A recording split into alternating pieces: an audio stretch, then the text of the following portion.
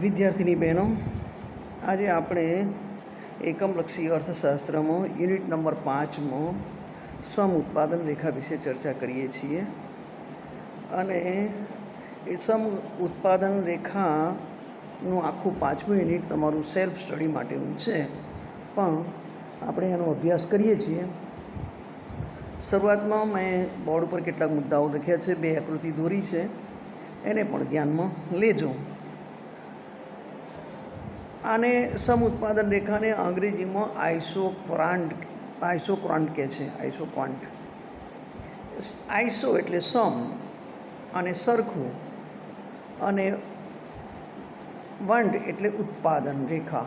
આમ આઇસોક્રોન્ટ એટલે સમ ઉત્પાદન રેખા. તટસ્થ રેખાના અભ્યાસમાં આપણે જોયું હતું કે 2 વસ્તુનો વિચાર કરતા હતા. એટલે તટસ્થ રેખામાં 2 વસ્તુઓનો જે.આર. હિક્સે વિચાર કરીને ગ્રાહકની સમતુલા સમજાવી છે. ગ્રાહકની સમતુલામાં ફેરફાર લાવનારા પરિબળો સમજાવ્યા છે. કિંમત, આવક અસર, અવેજી અસર, કિંમત અસર, આ બધાનો અભ્યાસ આપણે કર્યો છે.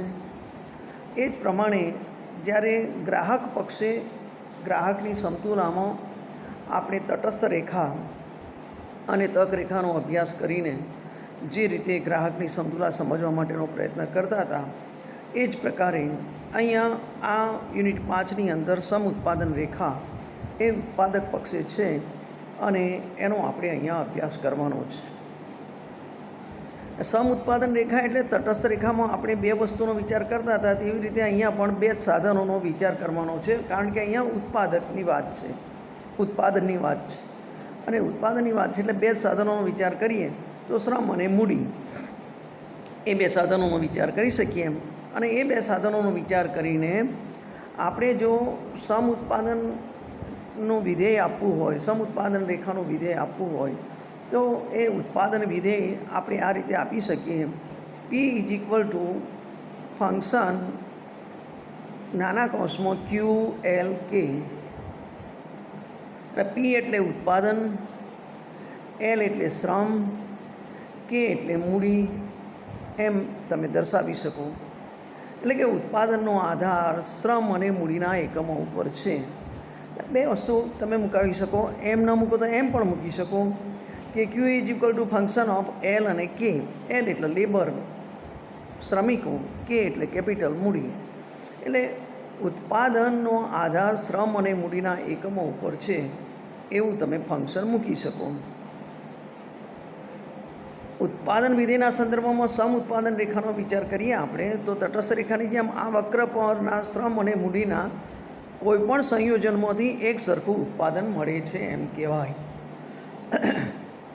સમ ઉત્પાદન રેખાની વ્યાખ્યા આપણે એમ આપી શકીએ કે ઉત્પાદનના 2 સાધનોની મદદથી સરખું ઉત્પાદન દર્શાવતા શ્રમ અને મૂડીના સંયોજનોને દર્શાવતા જે વક્ર પ્રાપ્ત થાય તેને સમ ઉત્પાદન રેખા કહેવાય છે. સમ ઉત્પાદન રેખાની વ્યાખ્યા આપણે આ રીતે આપી છે કે ઉત્પાદનના 2 સાધનોની મદદથી સરખું ઉત્પાદન દર્શાવતા શ્રમ અને મૂડીના સંયોજનોને દર્શાવતા જે વક્ર પ્રાપ્ત થાય તેને આપણે સમ ઉત્પાદન રેખા કહેવાય છે. બીજી રીતે કહીએ તો એક સરખા પેદાશ આપતા ઉત્પાદનના 2 સાધનોના વિવિધ સંયોજનો દર્શાવતી રેખાને સમ ઉત્પાદન રેખા કહેવાય છે. કેટલાક તેને ઉત્પાદનની તટસ્થ રેખા પણ કહે છે.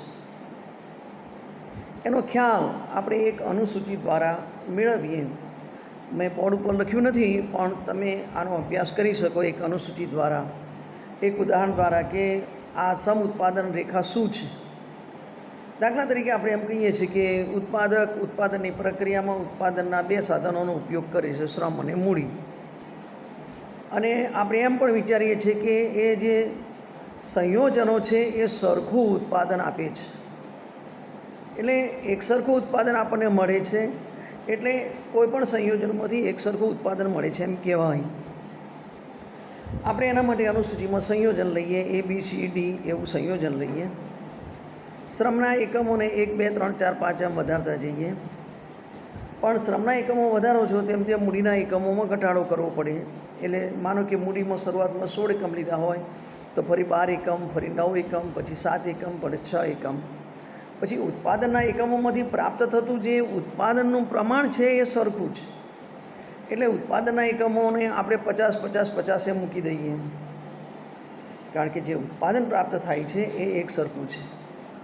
કોઈ પણ સંયોજન તમે લો તો કોઈ પણ સંયોજનમાંથી પ્રાપ્ત થતું ઉત્પાદન એક સરખું છે. દાખલા તરીકે આપણે પહેલાં સંયોજનમાં એમ કહીએ કે ભાઈ તમે 12 એકમ એના લો અને 7 એકમ એના લો મૂડીના, તો એ બંનેની મદદથી જે 50 એકમનું કુલ ઉત્પાદન થઈ શકે છે.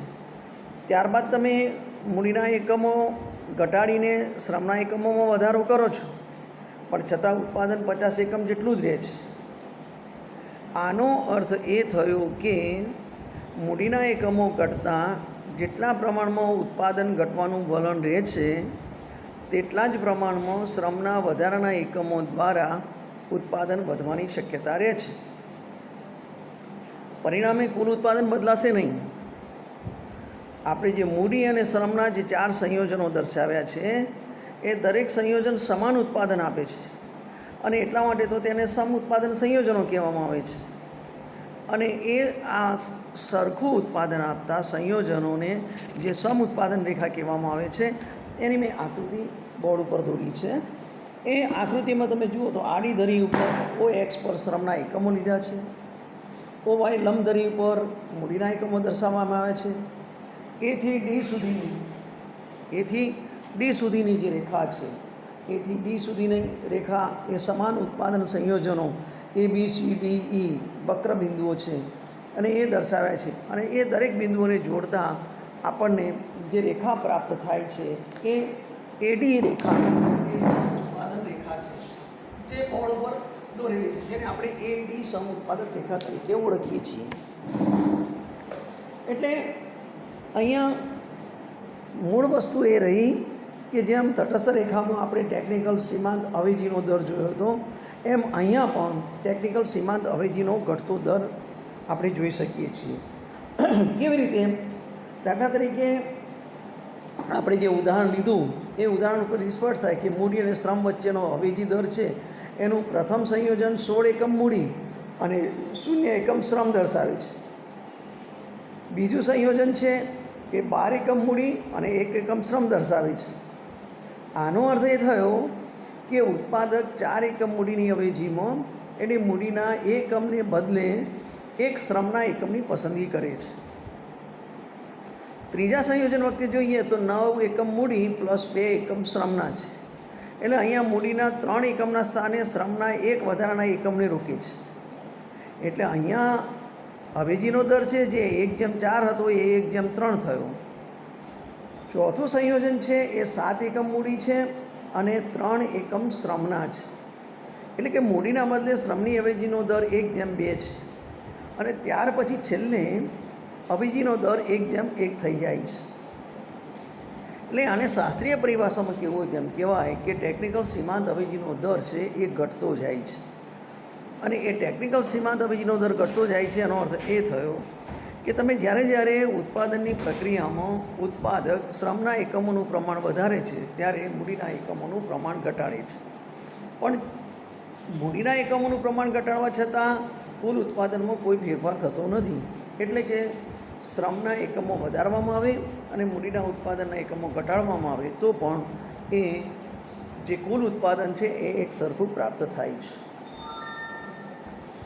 એટલે આનો અર્થ શું થયો? આનો અર્થ થયો કે ઉત્પાદક જેમ જેમ શ્રમના એકમો વધતા જાય છે, વધારે છે, તેમ તેમ તેનું મહત્ત્વ ઘટતું જાય છે. અને મૂડીના એકમો ઘટતા જાય છે એમ એમ એનું મહત્ત્વ વધતું જાય છે. માટે મૂડીના ઓછાને ઓછા એકમો જવા દેવા માટે ઉત્પાદક તૈયાર થાય છે. એટલે ટેકનિકલ સીમાંત અવેજીનો દર છે એ ઘટતો જાય છે. અહીંયા આપણે સમ ઉત્પાદન રેખાઓનો આવો સમૂહ પણ લઈએ. બહુ સ્વાભાવિક છે કે જે બાબત ઉત્પાદક પાસે વધતી જાય, જે ઉત્પાદનના સાધનનું પ્રમાણ વધતું જાય એનું મહત્ત્વ ઘટતું જાય છે, અને જે ઉત્પાદનનું સાધન ઓછું હોય છે એનું મહત્ત્વ વધતું જાય છે. અને એટલા માટે એ જ્યારે શ્રમના વધારાના એકમોને પસંદ કરે છે ત્યારે મૂડીના ઓછાને ઓછા એકમો જતા કરવા માટે તૈયાર થાય છે.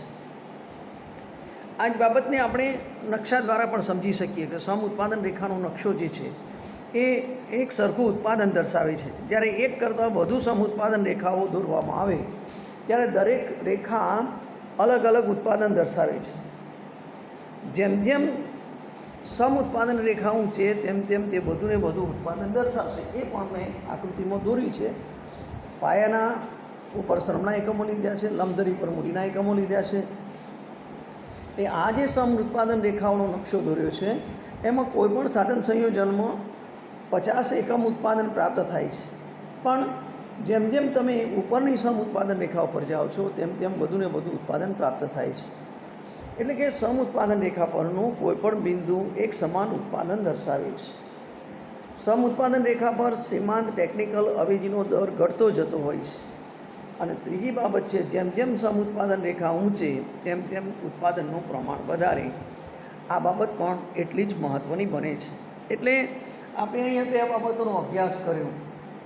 પૂર્વ ભૂમિકા વિશે થોડી વાત કરી, પછી સમ ઉત્પાદન રેખાના અર્થ વિશે વાત કરી, સમ ઉત્પાદન રેખા શું છે અને કેવી રીતે પ્રાપ્ત કરવામાં આવે છે એની વાત કરી. ઉત્પાદનના બે સાધનો લેવામાં આવે છે, શ્રમ અને મૂડી. ત્રીજી બાબત વાત કરી સમ ઉત્પાદન રેખાઓનો સમૂહ. જેમ તટસ્થ રેખા ઉપર જેમ ગ્રાહક ઊંચીને ઊંચી તટસ્થ રેખા ઉપર જાય એમ એને વધારે સંતોષ પ્રાપ્ત થાય, તેમ અહીંયા સમ ઉત્પાદન રેખા એ ઉત્પાદક પક્ષની વાત છે. અને ઉત્પાદક એ જેમ જેમ ઊંચીને ઊંચી સમ ઉત્પાદન રેખા ઉપર જાય તેમ તેમ તેના ઉત્પાદનનું પ્રમાણ વધારે પ્રાપ્ત થાય છે. ત્રીજી બાબત છે આની અંદર, બીજી બાબત છે એનો ખ્યાલ ભણ્યા, અર્થ ભણ્યા પછી બીજી બાબત છે સમ ઉત્પાદન રેખાના લક્ષણો. એનું પહેલું લક્ષણ છે સમ ઉત્પાદન રેખા ઉપરથી નીચે તરફ જમણી બાજુ ઢળતી હોય છે. અર્થાત સમ ઉત્પાદન રેખાને ઋણ ઢાળ હોય છે. આ એનું પહેલું લક્ષણ છે. એનું કારણ એ છે કે સમ ઉત્પાદન રેખા પરનું કોઈપણ બિંદુ એક સરખું ઉત્પાદન દર્શાવે છે. અને આ ત્યારે જ એમ બની શકે કે જો શ્રમનું પ્રમાણ ઘટે તો મૂડીનું પ્રમાણ વધતું હોય અને મૂડીનું પ્રમાણ ઘટે તો શ્રમનું પ્રમાણ વધતું હોય. આ ઋણ ઢાળ ધરાવતી રેખાની સ્થિતિમાં જ એક સાધનનું પ્રમાણ ઘટતાં બીજા સાધનનું પ્રમાણ વધે છે. એ ચોક્કસ બાબત છે. એ સિવાય નીચેની આકૃતિમાં દર્શાવ્યા મુજબનું પરિણામ આવશે. એટલે માનો કે એવી સ્થિતિ છે કે સમ ઉત્પાદન રેખા છે એ સમ ઉત્પાદન રેખા પાયાની ધરીને સમાંતર છે. આપણે ઊભી રેખા દોરીએ એ લંબધરી છે, નીચે દોરીએ આડી એ પાયાની ધરી છે. માનો કે સમ ઉત્પાદન રેખા એ ઉપરથી નીચે તરફ જમણી બાજુએ ઢળતી હોય છે, એટલે કે ઋણ ઢાળ ધરાવે છે એવું એનું લક્ષણ છે. પણ માનો કે એ પ્રકારે ન હોય અને સમ ઉત્પાદન રેખા એ જો પાયાની ધરીને સમાંતર હોય તો શું સ્થિતિ થાય? એટલે એમાં સમ ઉત્પાદન રેખા હોવાથી સરખું ઉત્પાદન દર્શાવતા હોવા જોઈએ, પરંતુ એ બી સી બિંદુએ મૂડીનું પ્રમાણ સરખું છે, પણ સમનું પ્રમાણ એ કરતાં બી બિંદુએ, બી કરતાં સી બિંદુએ વધારે છે. એટલે કે આ શ્રમના એકમો વધુ ઉત્પાદન આપશે, આથી બી કરતાં સી વધુ ઉત્પાદન દર્શાવે છે. પરિણામે સમ ઉત્પાદન રેખા ક્ષિતિજને સમાંતર હોઈ શકે નહીં. આનો અર્થ શું થયો કે સમ ઉત્પાદન રેખાના લક્ષણમાં તમે એમ કહી દો કે સમ ઉત્પાદન રેખા ઉપરથી નીચે તરફ જમણી બાજુ ઢળતી છે, અર્થાત સમ ઉત્પાદન રેખાને ઋણ ઢાળ હોય છે. આટલી વાત કરવાથી એ સમજણ પૂરતી થતી નથી. સમજણને પાકી કરવા માટે આ સિવાયની સ્થિતિ દર્શાવીને એ સ્થિતિ એ સમ ઉત્પાદન રેખાના લક્ષણમાં પ્રવેશી શકતી નથી એ બતાવવાનું હોય છે. અને એ બતાવવા માટે આપણે બીજી પરિસ્થિતિનો વિચાર કર્યો કે માનો કે સમ ઉત્પાદન રેખા એ પાયાની ધરીને સમાંતર હોય તો શું? તો પાયાની ધરીને સમાંતર હોવાને કારણે શ્રમના એકમોમાં વધારો થાય છે, મૂડીના એકમો સ્થિર છે. હવે આ ક્યારેય શક્ય બને નહીં, કારણ કે સમ ઉત્પાદન રેખા એ ક્ષિતિજને સમાંતર હોય તો એ શ્રમના એકમોમાં વધારો કરે છે, મૂડીના એકમો સ્થિર રાખે છે. એટલે એ પ્રકારની સમ ઉત્પાદન રેખા ક્ષિતિજને સમાંતર હોઈ શકે નહીં. બીજો વિકલ્પ તમે વિચારો કે ચલો સમ ઉત્પાદન રેખા એ લંબ ધરીને સમાંતર હોઈ શકે, તો પણ આ પ્રકારની જ પરિસ્થિતિ પેદા થશે. મતલબ કે એ એમાં શ્રમના એકમો સ્થિર રહેશે અને મૂડીના એકમોનું પ્રમાણ વધતું જશે, પણ એ સ્થિતિ પણ એ યોગ્ય નથી, અથવા તો એ શ્રમ ઉત્પાદન રેખાનું જે પહેલું લક્ષણ છે એને સાર્થક કરતું નથી. ત્રીજી બાબત છે એ શ્રમ ઉત્પાદન રેખા ઉગમ બિંદુએથી બહિર્ગોળ હોય છે. એટલે ઉગમ બિંદુઓથી બહિર્ગોળ હોવાનું કારણ એ છે કે કોઈ એક ઉત્પાદનના સાધનના એકમો વધારવાથી બીજી ઉત્પાદનનું જે સાધન છે એના એકમો ઘટાડવા પડે છે, તો જ તમે સમ ઉત્પાદન રેખા ઉગમ બિંદુએથી બહિર્ગોળ છે એમ બતાવી શકો. એનો અર્થ એમ થયો કે ઉગમ બિંદુએથી સમ ઉત્પાદન રેખા બહિર્ગોળ હોય છે એટલે કે અંતર્ગોળ હોઈ શકે નહીં, અને અંતર્ગોળ હોય તો શું થઈ શકે? તો ટેકનિકલ સીમાંત અવેજીનો દર છે વધતો જાય, કેમ કે શરૂઆતના એક એકમ માટે મૂડીના જેટલા એકમો જતા કરવાની તૈયારી છે, ત્યારબાદ દરેક વધારાના શ્રમના એકમના બદલામાં મૂડીના વધુને વધુ એકમો જતા કરવા તૈયાર થાય છે. એટલે કે ટેકનિકલ સીમાંત અવેજીનો દર વધતો જાય છે. ખરેખર તો ટેકનિકલ સીમાંત અવેજીનો દર ઘટવો જોઈએ, પણ અહીંયા સમ ઉત્પાદન રેખા બિંદુએ અંતર્ગોળ હોઈ શકે નહીં, કારણ કે ટેકનિકલ અવેજીનો દર ઘટવો જોઈએ, ટેકનિકલ અવેજીનો દર વધવો જોઈએ નહીં. એ જ પ્રમાણે માનો કે સમ ઉત્પાદન રેખા સીધી લીટીમાં હોય તો શું? તો સીમાંત ઉત્પાદન રેખા સ્થિર રહે છે, એટલે કે ટેકનિકલ અવેજીનો દર સ્થિર રહે છે. આવું ત્યારે જ બને કે શ્રમ અને મૂડી બંને એકબીજાની સંપૂર્ણ અવેજીના સાધનો હોય તો જ શ્રમ ઉત્પાદન રેખા છે એ ઘટતા જતાં સીમાંત ખર્ચનો દર દર્શાવે છે. એટલે ઉત્પાદન રેખા ઉગમ બિંદુથી બહિર્ગોળ હોય છે અને એ ક્યારેય ઉત્પાદન રેખા સીધી રેખા હોઈ શકે નહીં.